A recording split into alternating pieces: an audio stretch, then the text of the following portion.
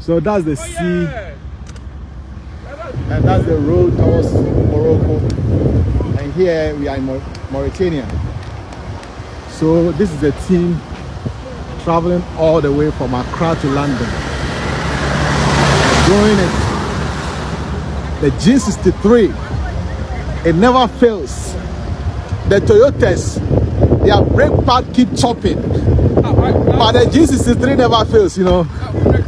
I said to Toyota, you change all your brake pad. I never change my brake pad.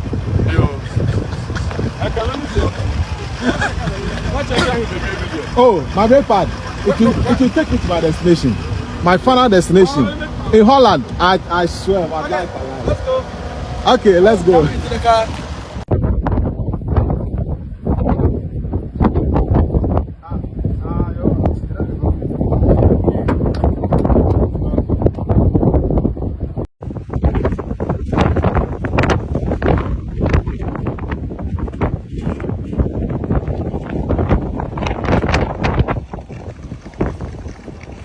A road trip in the countryside, as you may know, makes for a great day out. But my next guest has taken it a step further, much, much further. He's driving from one continent to another with a group of philanthropists and tourism enthusiasts from Ghana, embarking on an expedition from their nation's capital, Accra, to London. There's the route you can see. Can we actually see it in full frame? Would that work better? No. There you go. They're going through North Africa, then through Spain, then through France, through Italy, Germany, and then they'll be ending up there. Now, the whole point of this is to raise money for rural primary schools. The journey so far has taken the group, which is called Wanderlust Ghana, through 8 countries. You saw some of them there. And by the time they reach London, they would have driven nearly 10,000 kilometres. They arrive in the UK on Sunday. And I'm very pleased to say we can talk to Kwabena Pipra, one of the 7 people on the journey, and a couple of other people as well behind you. Good to talk to you, Kwabena. Thank you so much for joining us. And I understand that you are currently on a pit stop in Monaco. What's Monaco like? We actually are on the outskirts of Monaco. Right. We're yet to enter to have lunch. So I'll give you feedback when we're done. Tell me a little bit about why you decided to do this epic journey from Ghana to the UK. The simplest answer was, why not? We are adventure enthusiasts and tourism enthusiasts. We've been driving around our continent, we've been driving around our country for a bit, and we decided to take it to the next level.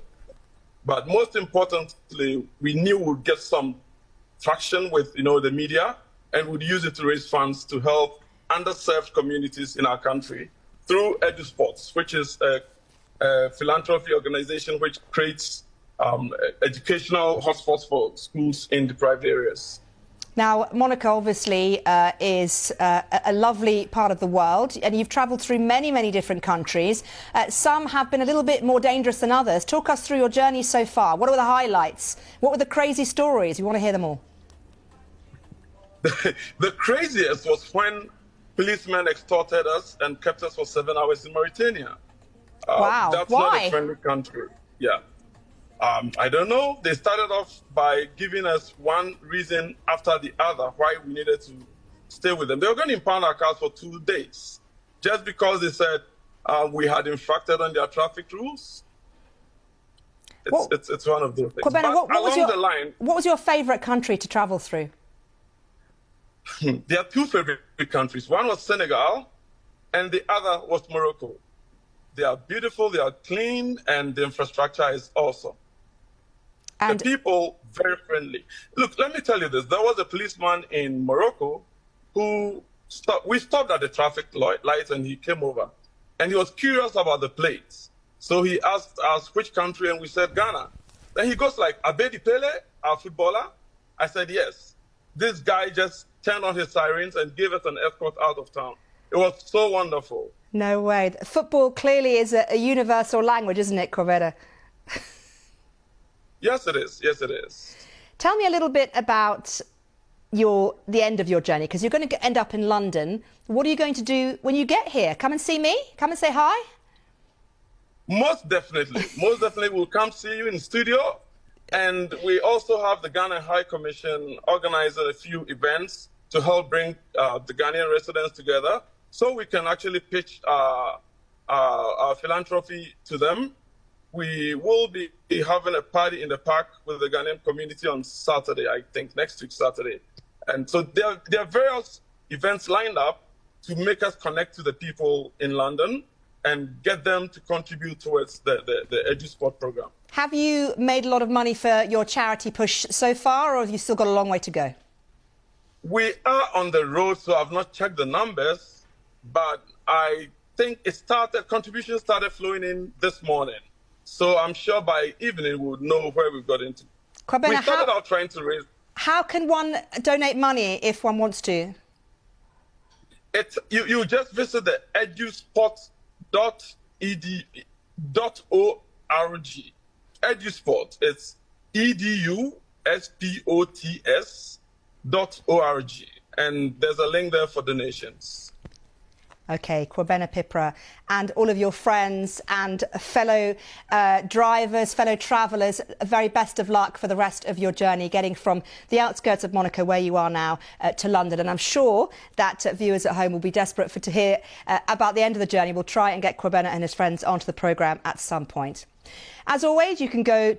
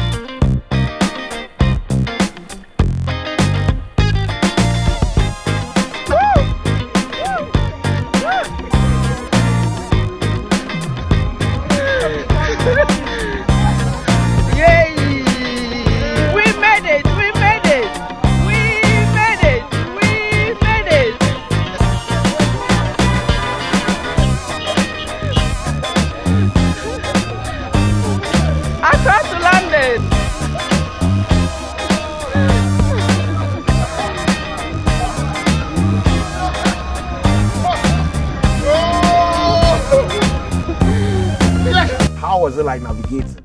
So I think in general that is a true statement. Okay. But I don't think it was as bad as I expected it to be. Okay. Because let me give you a good perspective.